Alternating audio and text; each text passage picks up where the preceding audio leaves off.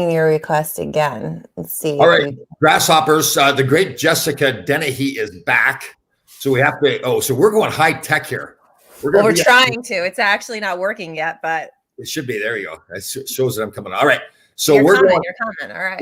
Real high tech. I'm going to be on. We're on Jessica's Instagram page as well. We're live, and we're also on my Facebook live page. Well, I'm waiting for you to enter my Instagram still. So It says it's connecting. Is it connecting on your end? Yeah, it shows it's connecting. All right. One thing we got to clarify.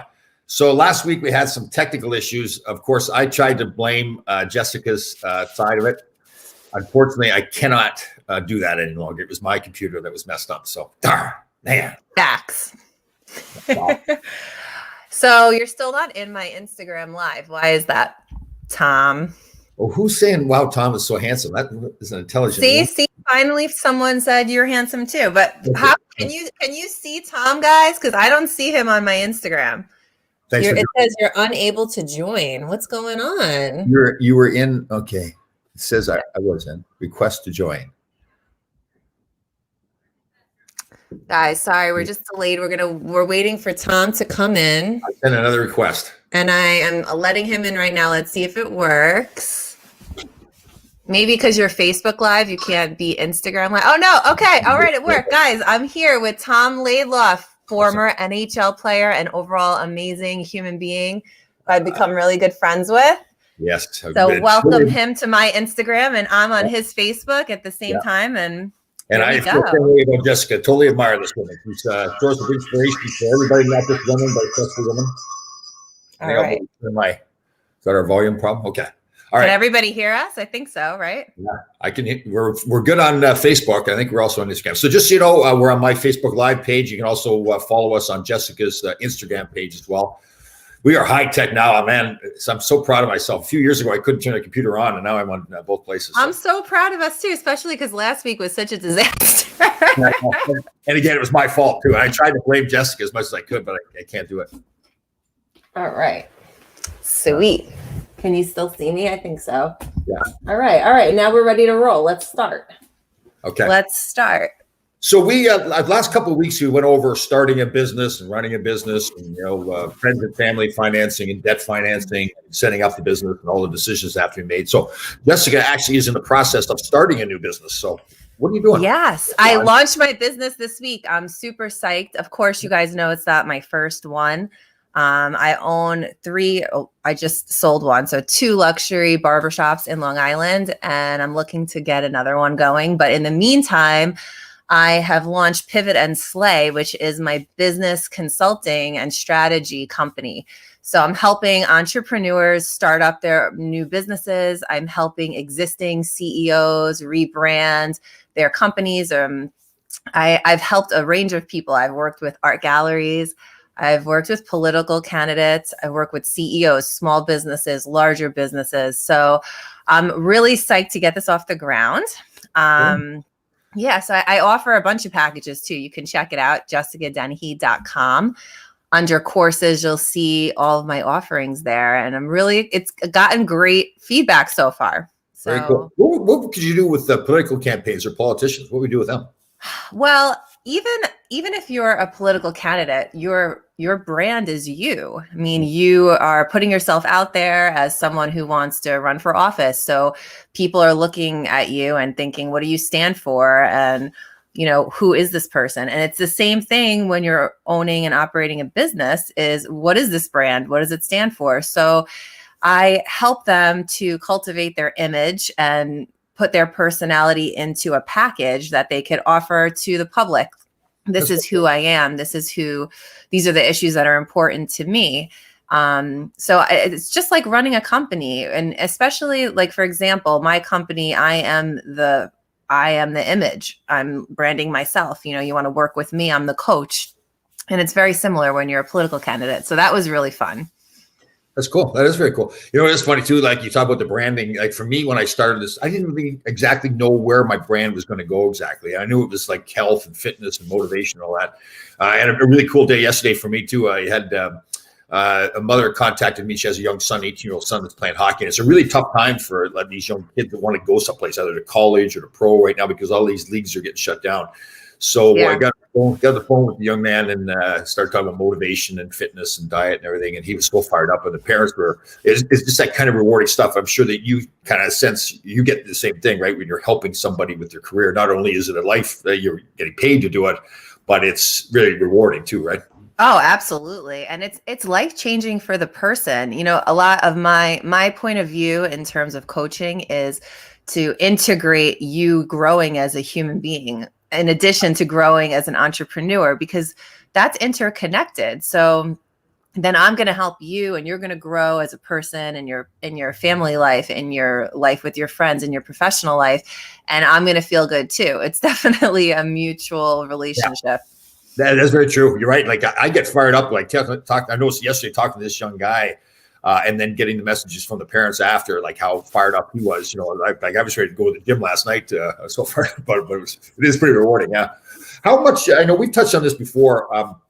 When you're helping people get their careers going and build their brands, you get into the fitness side of it too, and the healthy living and everything. Do you feel that's important to go hand in hand? I do, because I think your mindset has so much to do with your success in life. Yeah. So, for example, I practice a mindfulness meditation when I do yoga. And that's really about understanding your body, your mind, the thoughts that are going through your head. Now, think about this. When you're walking into a boardroom, a negotiation, some kind of business meeting, if you can control your emotions and your thoughts, like you have an upper hand in that meeting, because now you're in full control. You're not going to let your emotions get the best of you. You're not going to let your mind drift off. You're going to be uber focused and you're going to really be ready and more prepared than everybody else. And once you start to become more attuned to who you are as a person, you can read the room better. Yeah. So you'll see like someone's face change in the room and you'll know if you're losing them or if you've got them hooked, and you can pivot in that moment and, you know, either keep pushing forward or kind of change your strategy because whatever you were doing wasn't working on that person. That's an incredible tool that you can use. Totally. And not a lot of people can do this. I mean, it takes a daily practice of being really conscious of what you say, how you say it, how emotional you get. Yeah. But once you get it, it's a superpower. Yeah. Oh, it is. That's a great way to put it, because for me, it's really that confidence, like to kind of own the room, right? If you're coming in making a presentation, you don't want to be like kind of intimidated by other people. And if you've really done the work, like if you feel, like you said, if you feel good about yourself, you're fit and you're healthy, your mind's healthy, your body's healthy, and you walk in the room, you think, okay, they're here to listen to me and I'm going to own this room. I noticed that when I first started doing a lot of public speaking, when, you know, I would go to schools, and if kids were at the end of the day and they weren't into it, I almost felt like, oh, these poor kids don't want to. Last thing I want to do is listen to me. And then I had to pivot that and say, no, I have to give them something so they want to listen to me, right? So it's the same thing when you're making the presentation in front of people. Absolutely. And, you know, the thing that a lot of people don't realize is when you walk in a room, you bring an energy. And what I've learned is, you know, as I've gained confidence in my career, when I started, I was nervous and people knew. People knew I was nervous. They didn't treat me the same way as they do when I walk in a room now. I'll tell you that, because when I walk in a room, I bring that power and that energy, and people are feeling it, you know? So they know that you have command of the content and the room. And that's a big thing. And so what I think is good for people to try is to utilize fitness, because fitness gives you like a physical, tangible way to get ownership and confidence over things. So if you're in the gym and you're trying something new, or you're in a yoga studio or a CrossFit, whatever you do, and you can start to see yourself, your body changing, or you gain some technique that you didn't think you could do, that is going to eventually translate into your mindset at work, because now you're giving yourself this little boost of confidence each time you achieve something in the physical world. And then you can translate that into the intellectual world. Very good. I love that, because like I say to people, listen, there's mirrors in the gym for a reason. Like it's okay to look in the mirror and see the progress you've made, right? I mean, you've lost weight, your arms are getting bigger, whatever it is you're after. Just don't look too long, right? I mean, take a look at yourself. That's fine. You're doing good. You're making progress. Now get back to work, right? And I think that's the same. Yeah. If it's not physically a mirror, if it's looking at your career or your relationship, take a look at it every once in a while. If you're really working hard at something like that, it's great to look at it and see the progress you've made. It's all connected in my view. And that's So what I tell my entrepreneurs, like get into something, whatever it is. It doesn't even have to be like super physical, you know. You could just get into a walk, like go walk for a little bit, get like your mind settled and take some fresh air in. yeah, The great. little things. So Jessica, just so everybody knows, Jessica's live on her Instagram page, and we're live on my Facebook page as well. We're talking to Jessica Dennehy. She is a marvelous woman here, very successful. But to me, what I was so interested in what you're doing, I know I say this every week, but I want to make sure people see how you and I got together. It's the way you approach your life with everything you do, right? You're a single mother, running businesses, helping other people, doing yoga, all these different things. And I like what you do is you're always looking to get yourself better every day. You're starting this new business now, helping other people. And you're talking about how you feel better about yourself because you're helping other people. And you and I feel the same way. I'm still fired up with the situation yesterday when the parents called. They're kind of distraught about their son, and then I was able to get on and start working with them. So it's a lot of fun.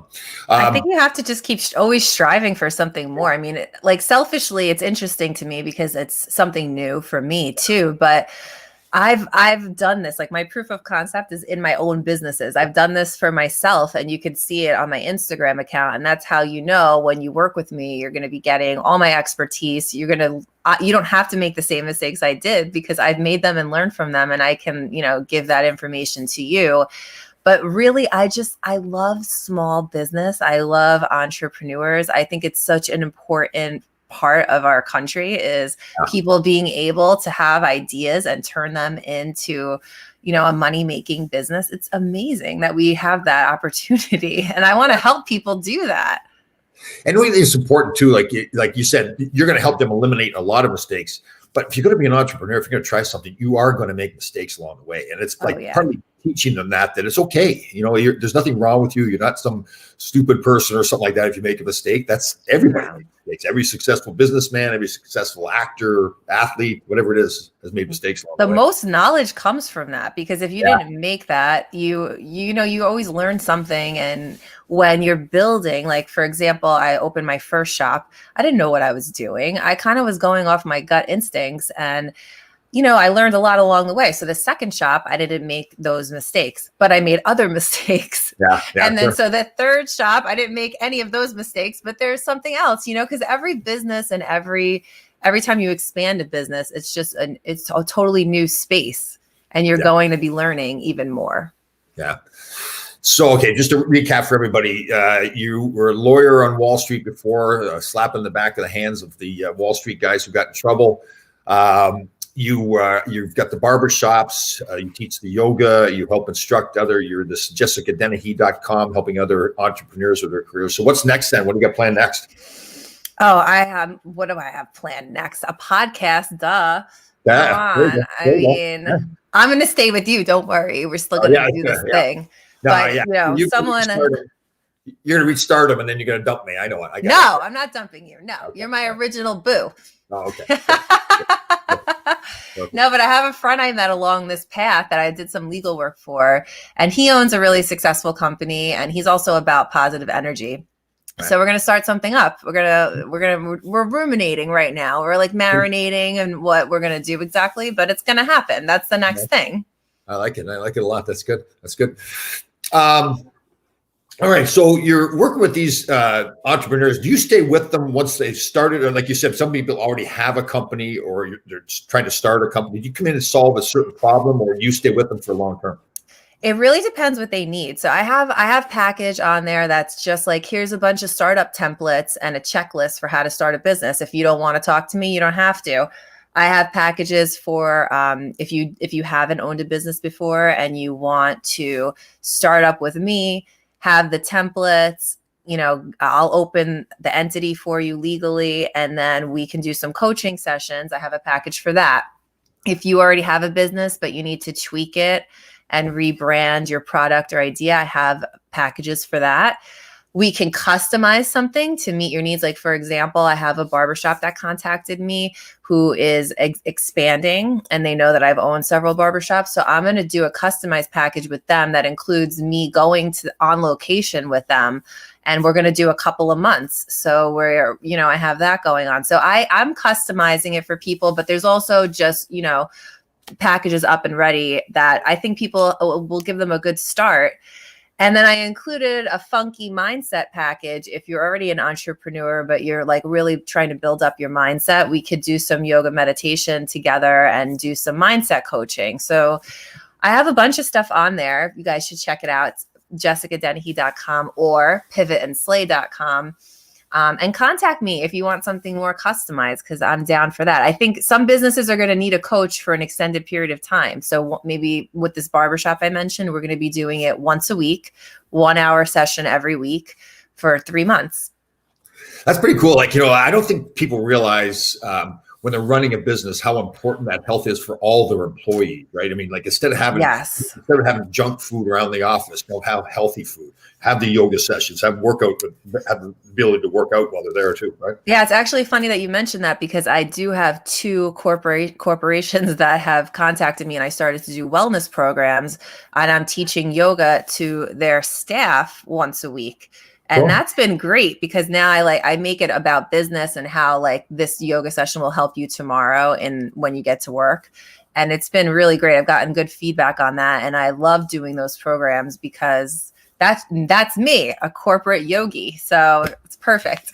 How receptive are the employees? I guess particularly the men, right? I mean, for me, when I guess in the kind of, you have to talk them into it a little bit, or? Well, they promote me, and I only talk during the session. So I send them, like my headshot and my story, and then they send it around and get people to sign up. And the last class I had 20 people sign up. So I had one day of 20 people. The next day I did a different one. I had 18 people, and it was split. Actually, I thought it was going to be all women. It was half men and half women. So. Yeah.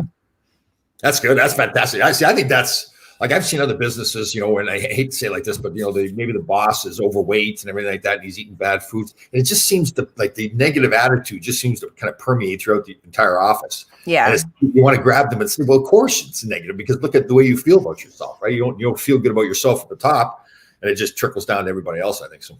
I think that's so important, because I think you want to create an environment that's productive. Obviously, we're here to work, but you have to motivate people too. And you're, like I said, I'm all about the energy. You walk into a room and whoever's in that room is going to feel you. If you're like coming off like negative and, angry, that's going to flip the mindset of whoever you're working with. So if you want a productive company that's running efficiently, you need employees or staff that are happier and that feel like a connection to you.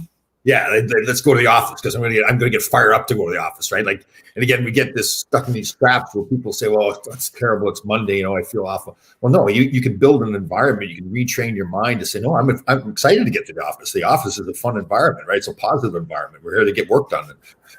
I think with the pandemic, a lot of these companies are working from home too. So I've seen that in these corporate wellness yoga classes, people start to feel more connected to each other again. Like, oh, here are my coworkers. We're all here together, kind of like, a group activity.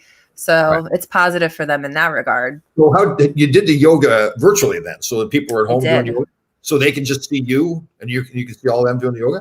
So you have the option to not allow people to see you. I mean, everyone can see me, yes, because that has to happen. But each individual person can turn their video off if, like, some people have never tried yoga before and they kind of feel weird about being seen. But the funny part is no one's looking at you, because everyone's like, how the heck am I supposed to do this? Like, trying to figure it out. So no one's really looking at each other anyway. But if it makes you feel better, you turn the video off. That's good. That's good. Yeah, that'd be funny, right? So that people have been 8 months been stuck at home, away from their fellow employees. So now they're doing something fun together. That's pretty cool.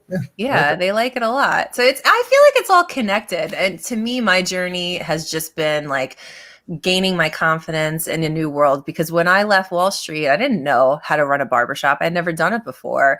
And that was a lot. Like, but I got my act together through working on my mind and building my confidence. And now I have it down pat so much that I can launch another business. And there's something to be said for that. The power of the mind is more than you think. Dude, the way it builds your confidence, like, I don't care who you are, like this, I've done a lot of things in my life, but my confidence level continues to get higher and higher all the time. The more things I do, I think the more discipline I have. Like, discipline to me is a huge thing too. It's right, like having a routine. And if you say you're going to do something, going into the gym is a good example. If you say you're going to do 4 sets of 12 on a certain exercise, make sure you get 4 sets of 12. And if you get exhausted and can only do 10, make sure you come back and do the 11th and 12th, right? Have that discipline to complete the task that you said you're going to do.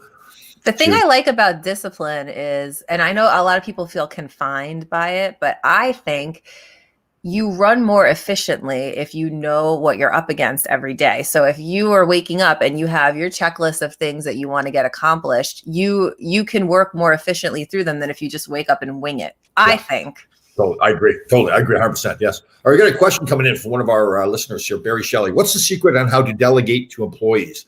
Some do it too much and others not enough. That's a great question, actually. That is a delicate balance, and I think it's a trial by fire, to be honest with you. I think when we're starting a business as entrepreneurs, we are mostly really overachievers who think we're awesome and have a little bit of a control issue. I mean, I think we probably all have that in common.